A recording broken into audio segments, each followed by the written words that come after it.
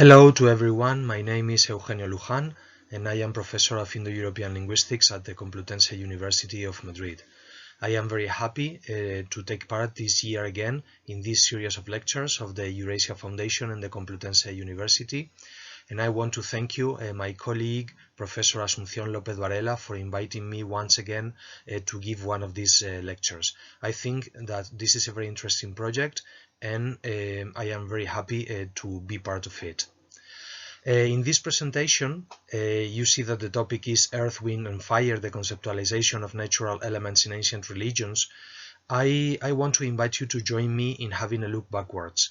To ancient civilizations in order to understand how they conceptualized nature and natural elements, because they did so in a different way as ours. And I think that this is important, that we look at other civilizations and analyze how they conceptualized these natural elements, because we can gain insights, interesting insights, in order to understand our own future and our relation to nature.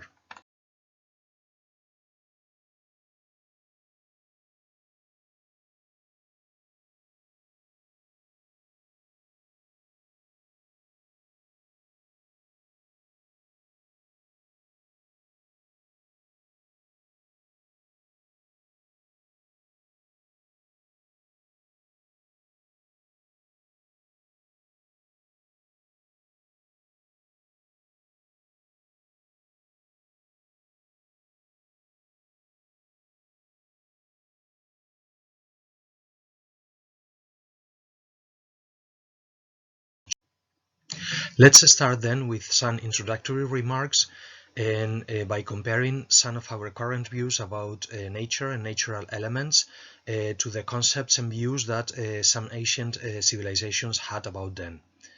We will have a look first at the United Nations 2030 Agenda for Sustainable Development. I am sure that you are familiar with it by now, and probably you have noticed that some of the goals set in that agenda have to do with the necessity of preservation of the natural milieux and our environment. Specifically, you can see that Goal 13 is related to climate action. Goal 7 has to do with affordable and clean energy. Goal 6 is concerned with clean water, and finally Goal 14 has to do with life below water. We know now that unless we are able to preserve our natural milieus and our environment, we won't be able to survive as a species. So that's why it is important to take into account these goals when discussing our future and the possibility of a sustainable development. We are all aware that human activities nowadays have a global, significant and steadily growing impact on nature, and this is so at least in the Industrial Revolution. That was a major change in human history, and it also resulted in an increase of urban population. Before the Industrial Revolution, most people lived in rural milieus, but nowadays more and more people live in cities, and especially in big cities. And also this has had an impact on our ecosystems and on our environment, because after the Industrial Revolution, pollution caused by human activities has increased tremendously and has had a very important impact in altering the natural ecosystems, and not only at a regional level or at a local level, but also in a global level. I am sure that all of you are familiar with these problems, because they are discussed almost every day in the media, in the newspapers, in TV, and everywhere, because it's one of the major concerns and threats for humanity nowadays. But I'm sure that all of you know that this has not always been the case, because for the most part of human history, human beings were not only living in direct contact with nature, but we can say that we humans were part of nature itself. You know that the longest period of human history is the Paleolithic, and during the Paleolithic, human societies were basically hunters and gatherers. That means that they got their resources from nature by hunting animals, by gathering fruits and plants, and basically they lived in nature and were part of the ecosystems they inhabited. There have been other major changes during the Anthropocene. I am sure you all know about the Neolithic Revolution.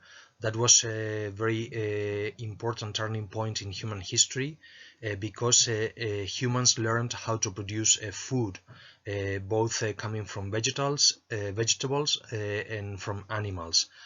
But even after the Neolithic revolutions, humans still lived in rural milieus, and they were in close relation to nature. So we can state that for the most part of human history, human activities had a very limited impact on nature. In connection to the different kind of relation that human beings have had with nature and natural elements over history, we can find different conceptualization of those natural elements over the history of humankind. If we stop to think about it, basically nowadays we think of nature as a kind of warehouse for commodities, where we look for fossil fuels, where we look for food that is produced in a kind of industrialized way. It's a large-scale production, and we basically think of natural elements and natural forces as inanimate entities. But this has not always been so. But in sharp contrast to this, if we analyze how other civilizations have conceptualized nature, we can see that they didn't think about nature as a warehouse, but they call it Mother Nature. That is, they thought of nature as a mother, a protective and animate element that we were in constant dialogue with, in constant relation with, and that is why natural elements and natural forces were conceptualized as animate entities. That is, they thought they had a soul and they could interact with human beings, and we could interact with them.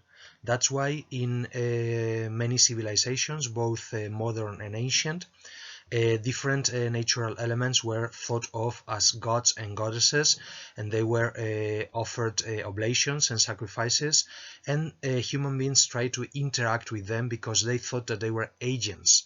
They could have a direct impact on our lives, and they were considered deities.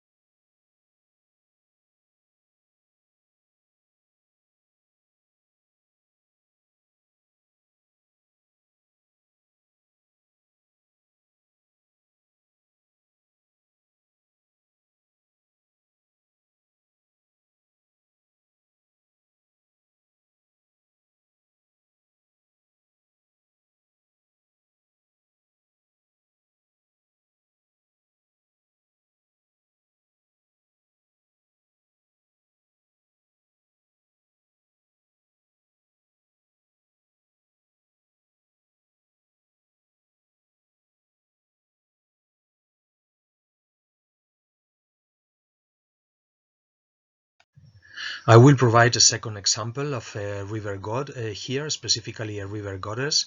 I have put on this slide a picture of the goddess Sequana, that is the goddess of the river Seine, La Seine, in France, in ancient Gaul, and it is a statue that goes back to the 2nd or 3rd century AD. You can see that the river, the goddess, is represented as a female figure, and she's riding a boat in the shape of a duck. This statue was found at the sources of the river Seine, and many objects, votive offerings, were offered to this goddess in different sanctuaries all over the course of the river. Once again showing that some ancient civilizations thought of natural elements as gods. And this is important. It is important to take into account these different conceptualizations in order to make pertinent comparisons with our current views, and checking our thoughts about nature and natural forces with what other civilizations have thought about them.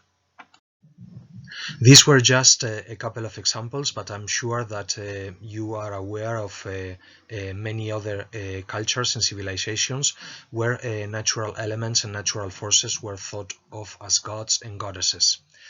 I will invite you to have a look now at what happened in ancient India. Specifically, we are going to look at Vedic religion, and we will be reading some Vedic texts that are related with gods and goddesses that basically are natural elements. But first, let me to provide you with some background information about the text that we are going to read. In ancient India, we have 4 samhitas, or collections of religious hymns. Those are the Rig Veda, the Samaveda, the Yajur Veda, and the Atharva Veda. These are collections of hymns, and 3 of them, Rig Veda, Samaveda, and Yajur Veda, deal with a specific type of rites. They are called Shrauta in Sanskrit, and they are public and very solemn rituals. In contrast to that, the Atharva Veda deals with domestic rituals, incantations, charms, and other magical aspects of everyday life in ancient India. These samhitas are the most important sources of knowledge of the most ancient phase of the religion in India, and this is prior to the development of Hinduism proper. Hinduism proper developed towards the 6th century BC, and we are now dealing with texts that in some cases may go back even to the 2nd millennium BC. Basically, these texts were transmitted in an oral way. That is, they were learned from one generation to the. They were transmitted from one generation to the next generation, and they were preserved by learning them by heart in the different Brahmanic schools and traditions. We will be focusing on the Rig Veda, and I have made this choice because it is the oldest and the most important of the 4 samhitas. It is considered also the most sacred by the Indian tradition itself. It is a vast collection of hymns. More than 1,000 hymns are found inside the Rig Veda, and they are distributed in 10 books that are called mandalas in Sanskrit and Indian tradition. As I was saying before, some of the texts of the Rig Veda, some of the hymns, must go back to the 2nd millennium BC. Some are more recent. Some of them may even go back to the 8th, 7th BC, but in any case we are dealing with hymns that are very old, It is one of the oldest literary and religious tradition of the humanity that we have information about, together with the oldest Chinese text, and together with the information that we have about the religions of many peoples in the Middle East and also in Egypt. But apart from that, Indian tradition is one of the oldest religious and literary traditions of the world that have been kept.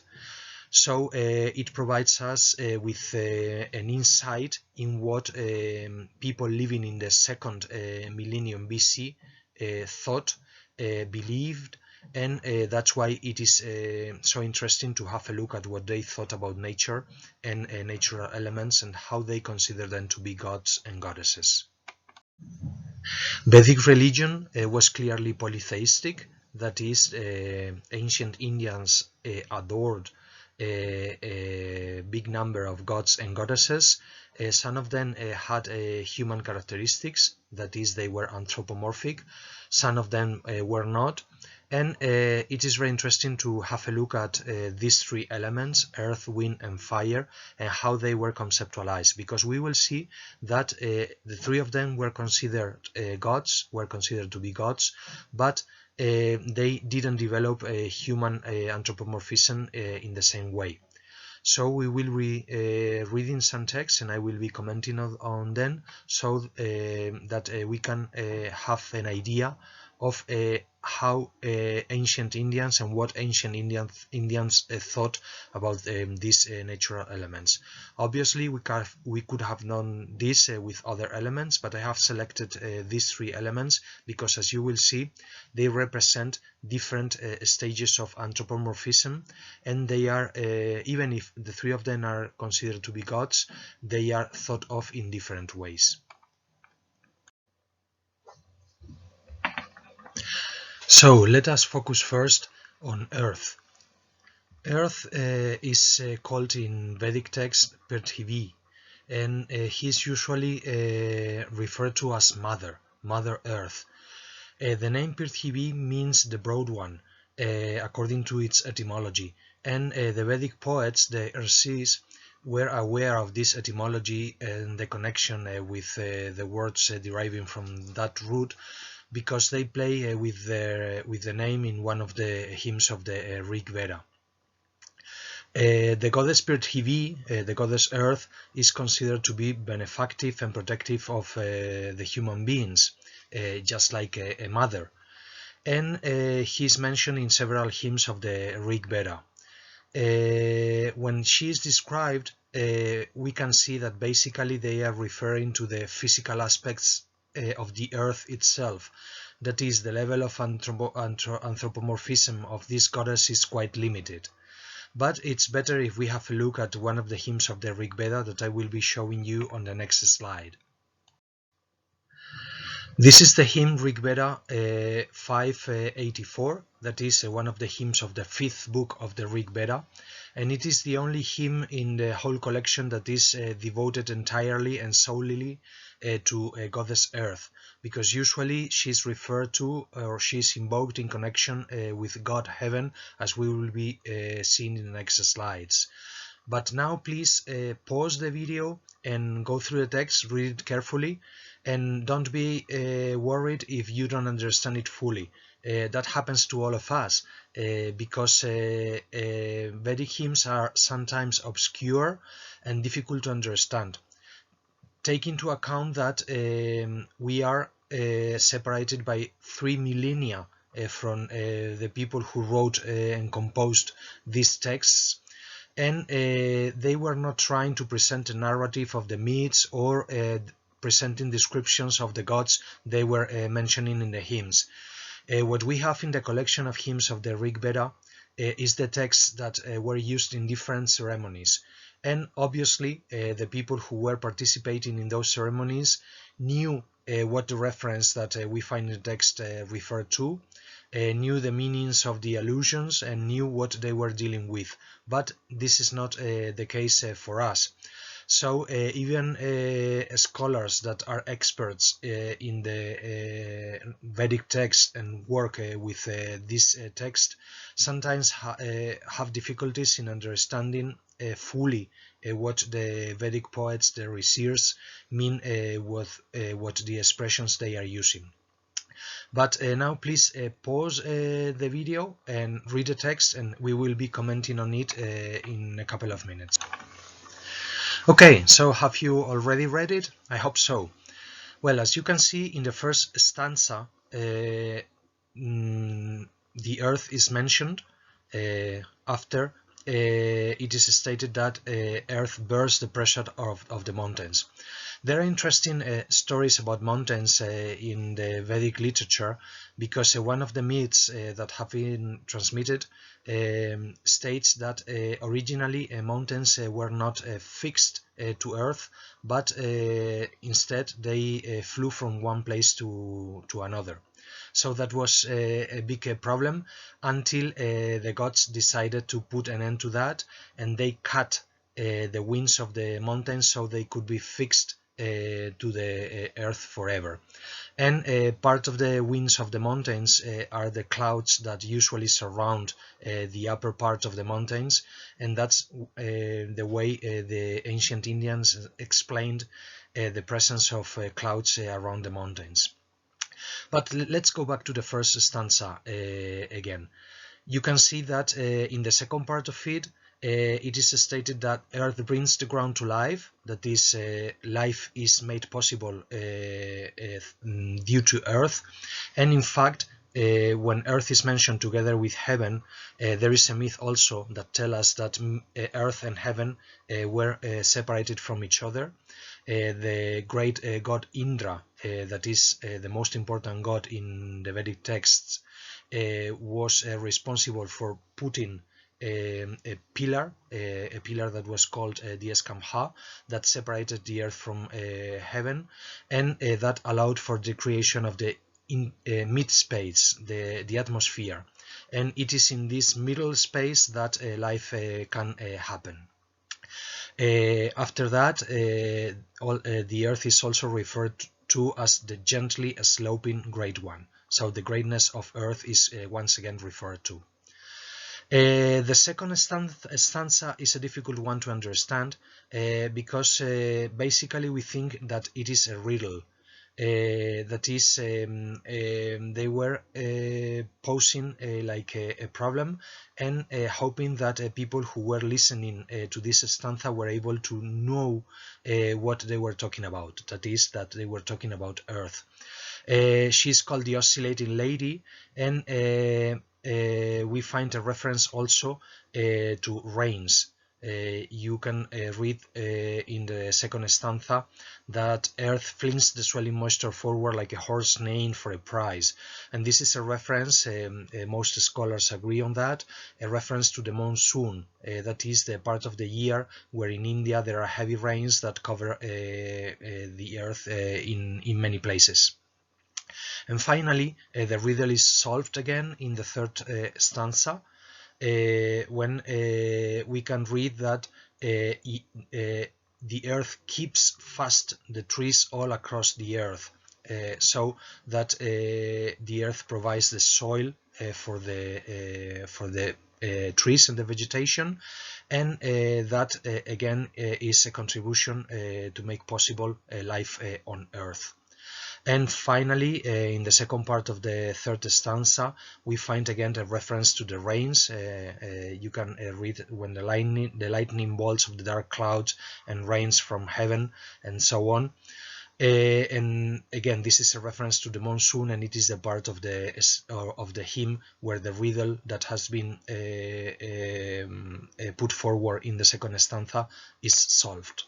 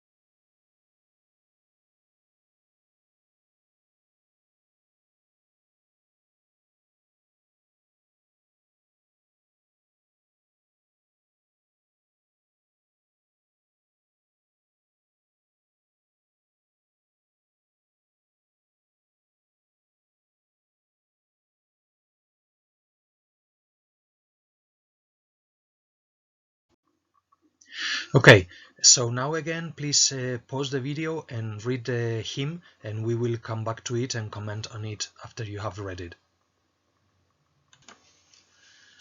Good, have you already read it? Great. So let's have a look at the first stanza. As you can see, the poets are invoking together heaven and earth.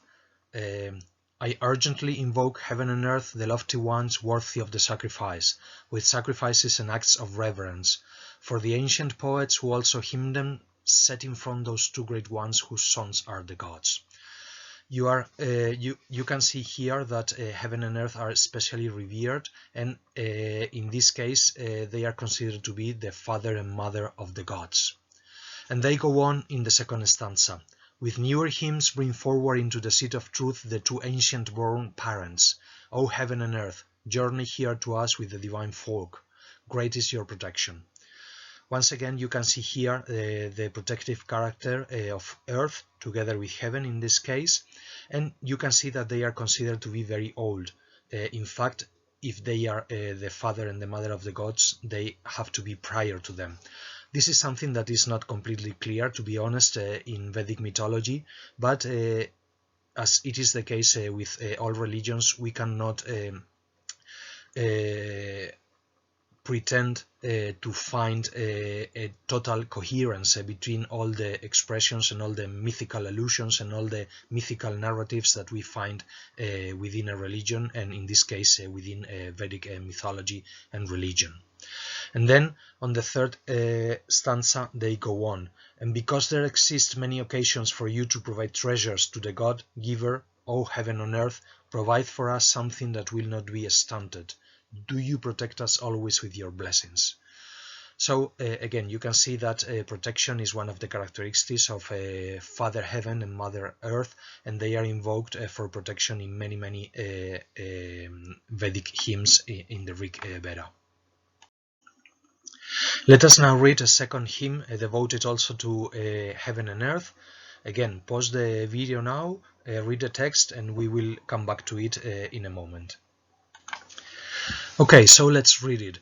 I shall start up the praise along with sacrifices to heaven and to earth, the two great ones growing strong through truth, the discerning ones at the rights of distribution, those of wondrous power, whose sons are gods, who together with the gods tender thing of value to the mortal, who has an insight right to the point.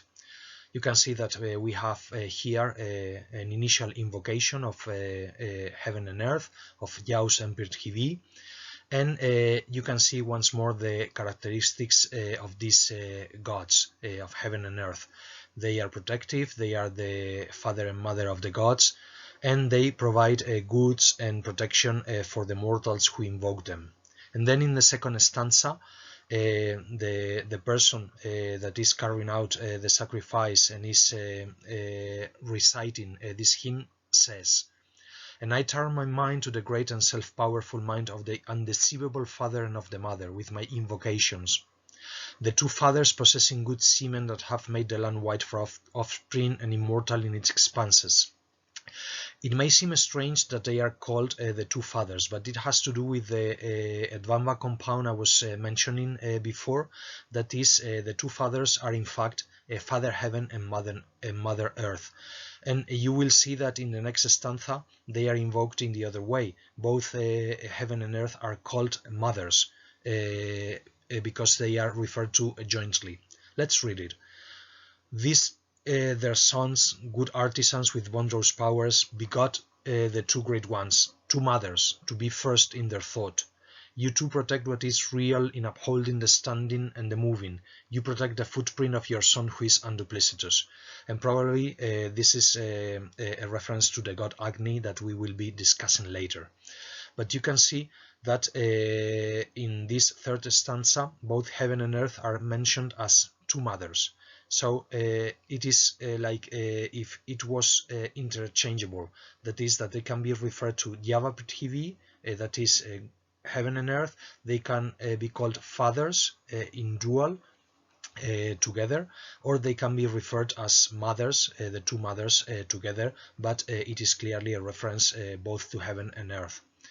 You can see again the protective character of these gods. And you can see also that they are the basis for the existence of life, and vegetables and animals are referred to as the standing and the moving. So every living being depends on heaven and earth, because they are father and mother of every creature, of every living being, whether it is an animal or a plant. So let's now move on to the god of wind. And it is interesting that in this case we find two different names for the god of wind. The first one is Vayu and the second one is Vata. This second one, Vata, is clearly the name of the natural element, because it can be mentioned in the Vedic hymns either as the god or simply as the natural element, the wind itself.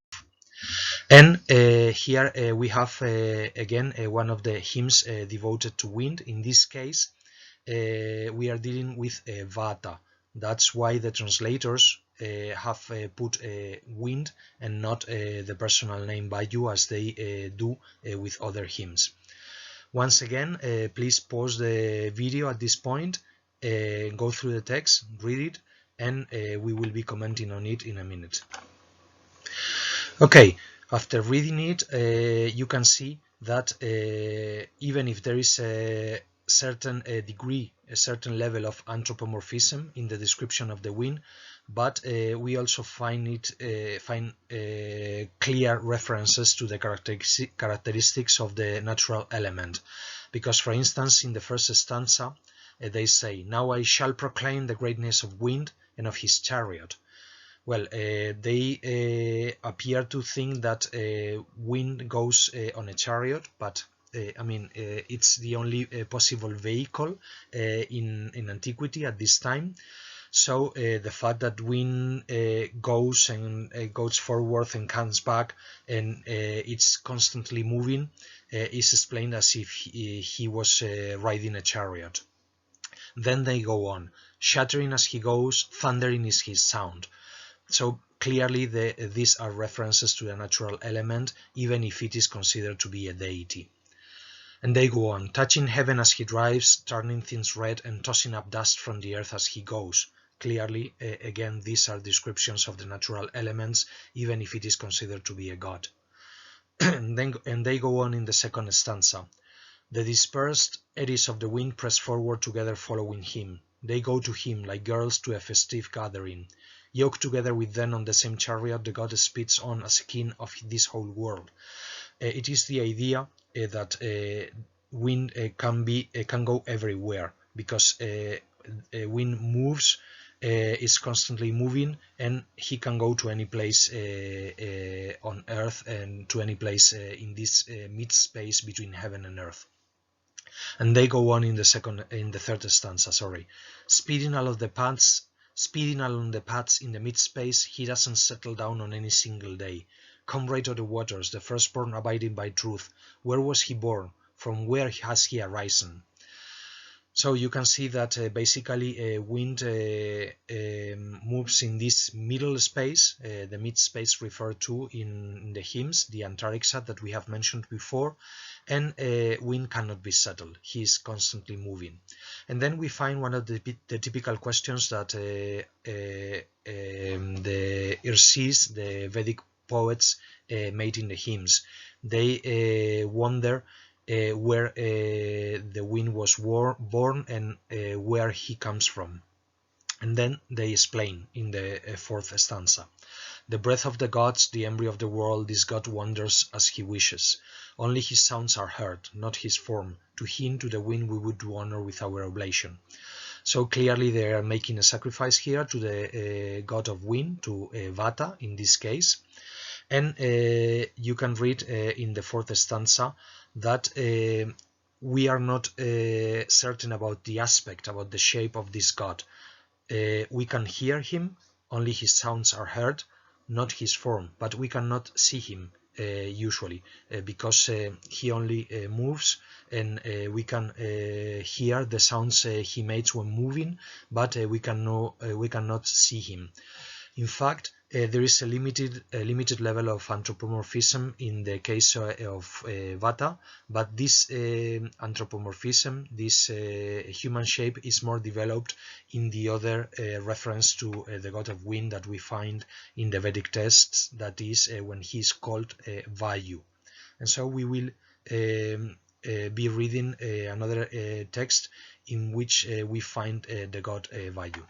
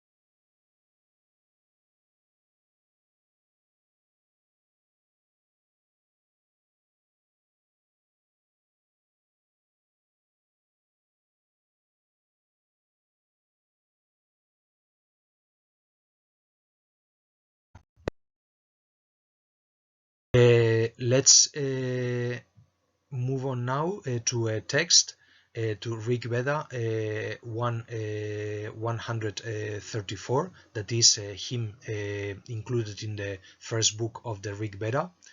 And once more, please pause the video and we will be coming back to it after you have read it. Okay, so let's start with the first stanza.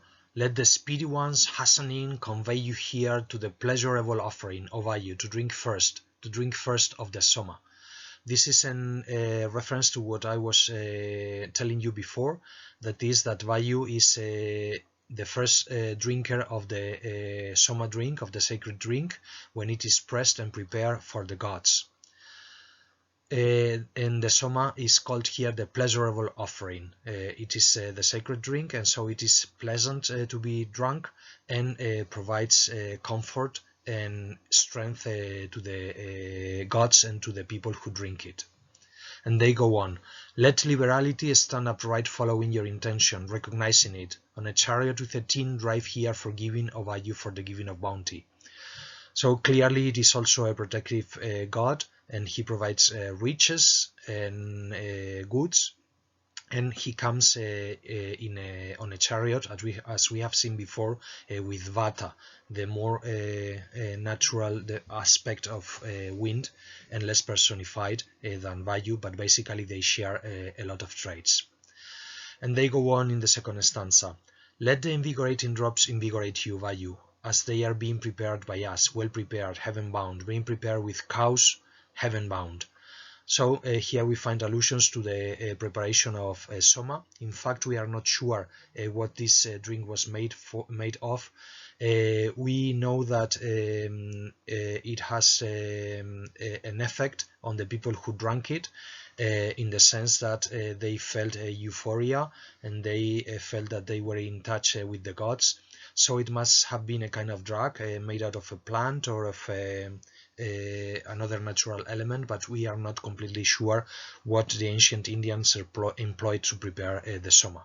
But in any way, it is clear that this drink has had this kind of effects, and people who drank it felt that they were closer to the gods. So if we read now, I have not put the whole hymn, because hymns are sometimes very long, so I have put a selection of the stanzas. And in the fourth one we can read, "For you do the gleaming drones stretch their auspicious garments in the distance, into the house at the rays of the sun, their brilliant garments at the new rays. For you will the milk cow milking her juice milk out all good things.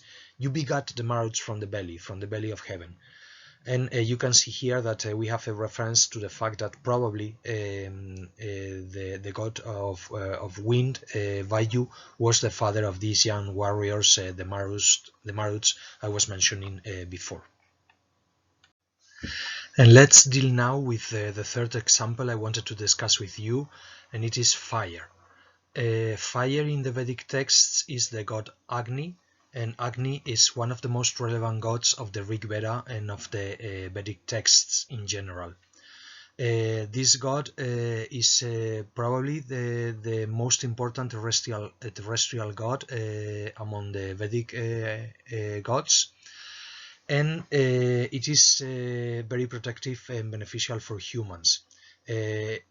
Both as the natural element, because obviously being able to deal with fire was a great improvement for human life in history, and also as a god, as the personification of the fire. Basically, Agni is the personification of the ritual fire, and fire was very important for Vedic sacrifices and offering. Basically, he was thought to be an intermediary between men and gods, because when men want to give something to the gods, they put it in the fire, they put the oblations in the fire, and the god Agni is responsible for bringing these sacrifices and these oblations to the gods, which that basically are in heaven. He is also identified with the celestial fire, that is the sun. The sun is called Surya in Vedic religion. He is also considered to be a god, and sometimes also Agni is thought to have a third shape, and it is the bolt. It is the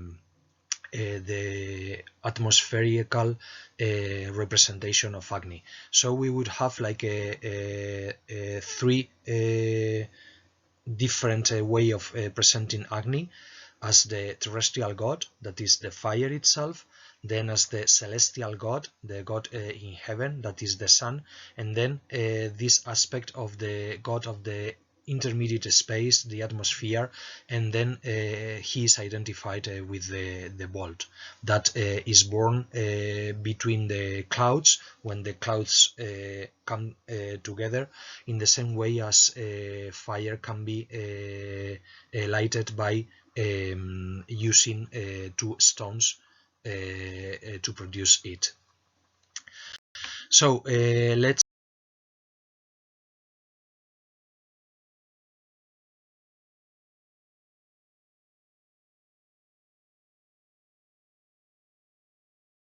this is Rig Veda 1.1, and we will be reading and commenting on it.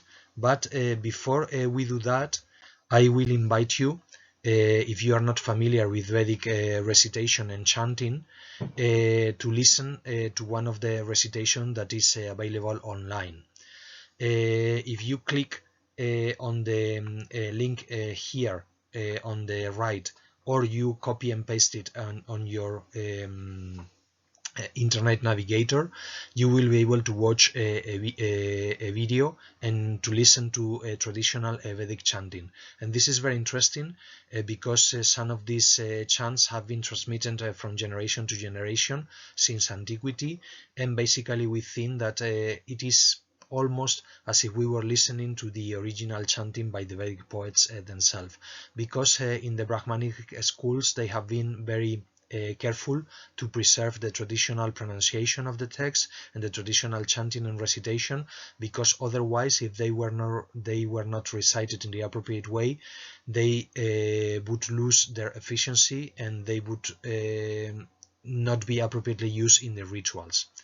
So please stop the video now, listen to the recitation of this first hymn of the Rig Veda Samhita, of the Rig Veda collection of hymns, and then we will move on and read the text and comment on it. Fascinating and interesting, right? How these old recitations have been preserved and transmitted from generation to generation. But now let's read this text, and they begin with an invocation of Agni. Agni do I invoke, the one placed to the fore, god and priest of the sacrifice, the Hotar, most richly conferring treasure. You can see that after the initial invocation of Agni, he is called by his name. Then he is said to be placed in the first place, and he is considered to be a god, but also a priest. And he is usually called a priest because of this role as a mediator between the humans and the gods, because he is able to convey the oblations and the sacrifices that the human beings made in him, in the fire, and convey them to the gods. The Hotar is simply the name of one of the types of Vedic priest. In fact, it is the most important one, so that's why Agni is the Hotar par excellence. And then they go on in the second stanza, Agni to be invoked by ancient sages and by the present ones, he will carry the gods here to this place. In his role as a mediator, Agni does not only convey the offerings made by the humans to the gods, but he also brings the gods to the sacrifice. So that's why they say that in the second part of the second stanza of this hymn. Then they go on in the third stanza, by Agni one will obtain wealth and prosperity every day, glorious and richest in heroes. He is a very beneficial and protective god once again, and he provides prosperity and goods and wealth to human beings. And they go on in the second stanza, O Agni, the sacrifice and rite that you surround on every side, it alone goes amongst the gods. Clearly we have here a reference to the role I have already mentioned. Agni, by consuming, by eating the oblations that are offered in the fire by humans, he is able to convey them to the gods, so they can go to the gods. Then again in the fifth stanza, Agni, the Hotar with the poet's purports, the real one possessing the brightest fame, will come as God with the gods. It is clearly stated here that he is not only a mediator, but he is considered to be a god himself. And then they go on, when truly you will do good for the pious man, O Agni, just that of yours is real, O Angiras. Angiras is simply another way of referring to Agni, and it is connected with a special type of priests that were fire priests. And then in the seventh stanza, we approach you, O Agni, illuminator in the evening, every day with our insight bringing homage. So it is clear that the sacrifices to Agni have to be made every day. In fact, the fire of that every family had at home is very important also for domestic rites. If we had the occasion to deal with the Atharva Veda, this collection of hymns that deal with domestic rites and incantations and so on that I mentioned at the beginning of the presentation, it is very interesting to see how they deal with domestic fire, because they have to take care of him. It is like they had a guest in the house, a very distinguished guest they have to take care of, because Agni is a most revered god in Vedic times. Okay, so I hope that it was interesting to have a look, even if a quick one, to these ancient texts from India, to a selection of Vedic hymns, and see how ancient Indians conceptualized some natural elements that for us are totally inanimate, but they were considered to be animate in ancient times in India, and they were even considered to be gods and goddesses. And I would like to finish with a few final remarks and comments. We must be then aware that the visions of nature and natural elements have tremendously changed over human history. Nowadays, most of us live in urban milieus, and we are secluded from nature in our everyday life. We don't have we usually don't have a direct contact with nature and natural elements in our everyday life. But when dealing with sustainability and preservation issues, it is crucial to be aware that our view is not the only possible one, it's not the only possible conceptualization of nature, and we must pay attention to visions of nature in other cultures, both past and present cultures, if we want to gain insights into what nature should be for us as human beings. And some recommended reading. The first book that you have on your left is the translation from which I have taken all the translation that I have been using throughout this presentation. It is the most authoritative scholarly translation nowadays.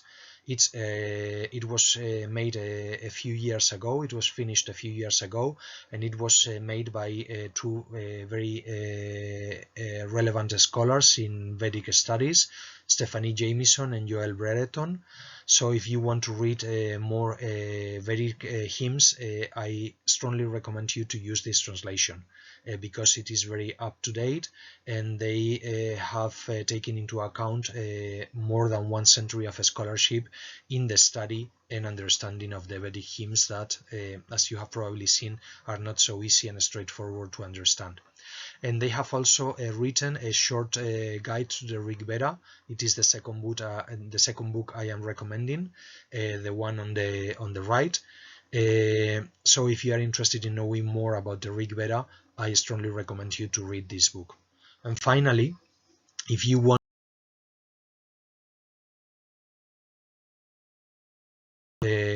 very good introductions to Hinduism, the one on the left was written by Hilary Rodriguez, and the one on the right by Gavin Flood. They are both complete, and they provide a general overview of the history of Hinduism from their roots in the ancient Vedic civilization until its more recent developments in contemporary society, because Hinduism stemmed from the Brahmanic tradition that is reflected in the Vedic texts and has lasted until today, because as you know, many people are practicing Hinduist nowadays. So these are two very good books. They are introductions. Everyone can read them, and if you want to know more about Hinduism, these two books are my recommendation to know more. So I hope that you have enjoyed this presentation, that you have learned something about ancient Indian religion and civilization, and that you are now more aware that we have to pay attention to different conceptualizations of nature when dealing about sustainability and when thinking about the future of humanity in terms of preservation of nature, in terms of preservation of the natural milieus, the ecosystems, and our environment, in order to be sure that our species won't be destroyed, because if we destroy nature, clearly we will destroy it with it together. Again, thanks for your attention, and I hope that you enjoyed this. Bye bye.